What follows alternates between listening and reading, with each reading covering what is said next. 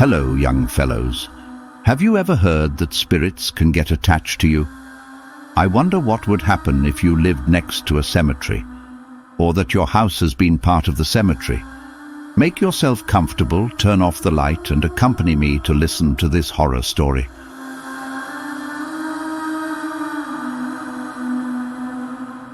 At night, the figure of a man walks through my backyard until he fades away. When my dogs realize this, they begin to howl at him. All of this since we disturbed that man's sleep. According to what the former owner of the house told me, many years ago the municipality of my town decided to sell part of the cemetery land. So in some way my backyard is part of the cemetery. Of course there are no graves on my property, or there shouldn't be. There I live alone with my 3 dogs, which I have had since they were little, and they have slept inside the house since then. However, they are already very big and need their own space. For that reason, I let them stay in the small room that was in the backyard.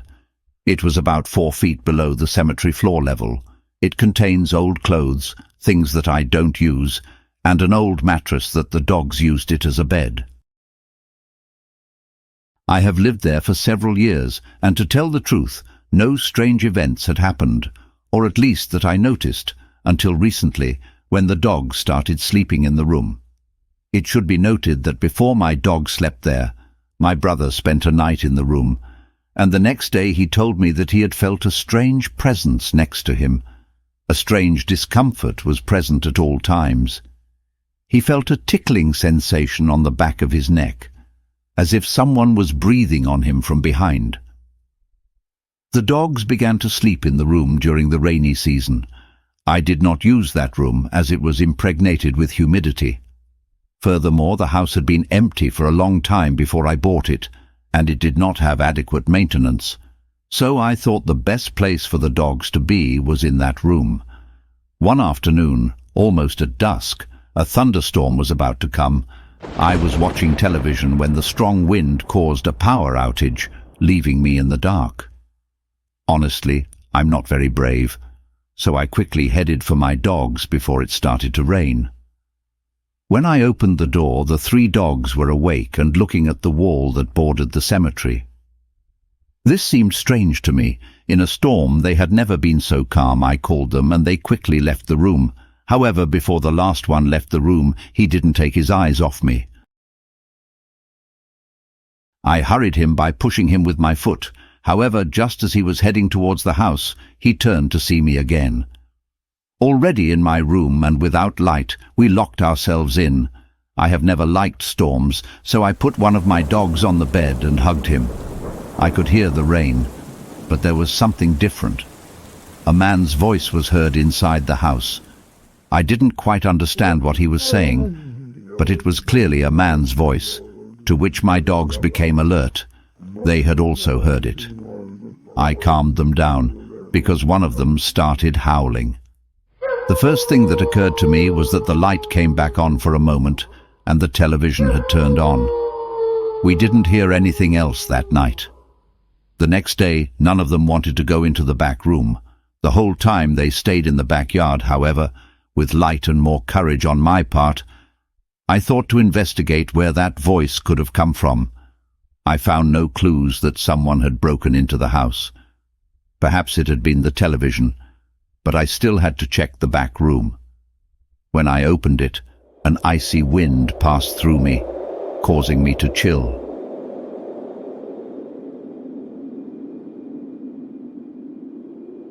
Something inside the room left me speechless. One side of the wall that faces the cemetery had fallen. The humidity had caused a part of the wall to fall. That was not what caught my attention so much, but rather something was peeking out. Covered in mud and corroded, an old grave was shown.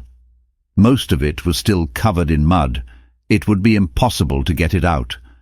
However, the intriguing thing was that I was a few meters away from a human body. At that moment, perhaps the silliest thing occurred to me in that situation. I approached the coffin and placed my ear to it, and as if it were a door, I knocked 3 times, and nothing happened. No one answered me. I took a deep breath. I don't know if disappointed or relieved, but I already had to fix and clean everything, and precisely when I turned my back and was about to leave the room, I heard how they answered me with a knock. Maybe it was my imagination.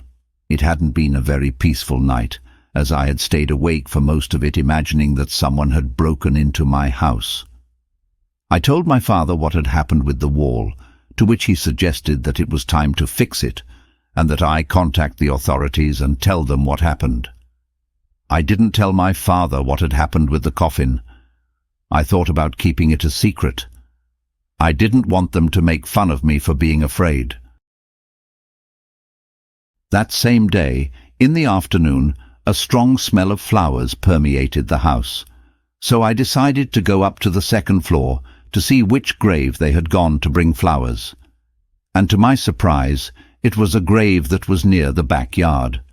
I called them, but they didn't answer me. There weren't many. Excuse me? I counted only 4 people, all dressed in black and wearing a black veil that covered their faces. I called them again, but I didn't get a response. I no longer gave it much importance. I came to believe that they would feel that I was spying on them. Whenever I go out in the afternoons, I leave the dogs in the backyard. Just when I returned from work, I found the 3 dogs inside the house. I perfectly remembered that I had closed the back door. I took them to the backyard, and a little upset by the damage they did to my house, I decided to lock them in the room while I cleaned up everything they had caused. Upon entering the room, I found that the coffin was more uncovered. More than half of it was now showing. I picked up all the dirt and mud that I found scattered, and just when I finished cleaning, I could hear someone knocking again inside the coffin. I felt a very big chill on the back of my neck. I decided to leave and finish picking up another day, and without looking back, I left the room, locked it, and let the dogs enter the house again. Fear had already invaded me. Again that night noises were heard. Now it wasn't someone talking, but rather someone was looking for something in my kitchen. I could hear the spoons and forks stirring, as they opened and closed drawers, and finally a knock from the backyard door sounded loudly. My dogs were alert at all time. A very loud crash was heard at that moment, as if a piece of furniture had been thrown. I quickly got up scared. I didn't know what that noise was, and I didn't want to find out. The next day, before leaving my room, I let the dogs go out first, but they didn't see anything out of the ordinary. I left calmer and went quickly to the kitchen. I found that all my drawers and doors were open. One of them was lying on the floor. I tidied up and cleaned up all the mess. I didn't want to stay there any longer. I went out to the backyard, and to my surprise, the back room was open.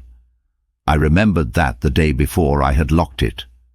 I thought that if someone had been in the house, they were hiding in that room, so I approached quietly and closed it again, placing a padlock. It was when I ran with the dogs towards the house, but one of them started howling. I tried to silence the dog. Then I saw through the reflection of the kitchen window that the back room was already open again. I turned around. The lock was gone. I thought I had put it on wrong, so I went over to close the door, and without thinking I looked at the inside of the room. The coffin was completely exposed. The wall had not resisted. It was as if someone had pulled it. I went in to see the damage. The wood of the coffin was already rotten. I didn't want to stay any longer, and just when I was about to leave, I could feel a tingling on the back of my neck.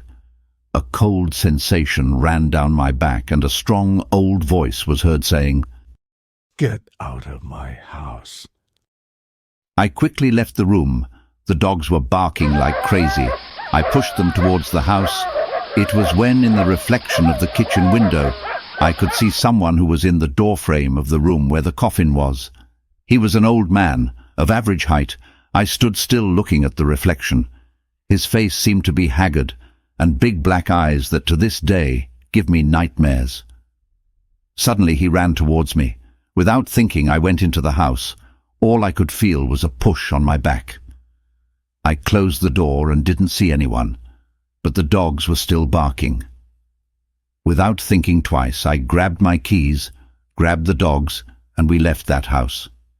The next day, my parents told me that it was very likely that in some way I had disturbed the peaceful sleep of that being in the cemetery. Without waiting, we quickly looked for someone who could help us. Thus, municipal staff arrived at the house to check the coffin. It is strange to say it, but no matter how much they tried to get it out of the room, they couldn't. It was as if it refused to leave that place. That's why they chose to open it. Just before opening the coffin and disassembling it, sheets were already prepared to cover the body. They asked us to use mouth covers since it was very likely that some gases would be emitted due to the decomposition of the body. When they opened the coffin, I could see an already decrepit body with both hands clasped, holding a padlock. I didn't mean to take it, so I let them lay him down on the sheets, leaving the padlock in his hands. However, what caught my attention the most was that his face was covered by a black veil. In a couple of hours they had already taken the body and the coffin completely destroyed. I told one of the people who carried out the coffin that a few days ago I had seen that some people had brought him flowers, to which he told me, "This section of the cemetery is very old. There aren't supposed to be bodies here anymore." I still don't fully understand what happened to me and my dogs. Sometimes I go up to the roof and look at the cemetery to clear up my doubts about whether or not I had seen people in that grave next to my house. I would like to say that this is the last time I heard about that ghost, but even at night when everything is quiet and the moon is high, I can see a man walking in my backyard.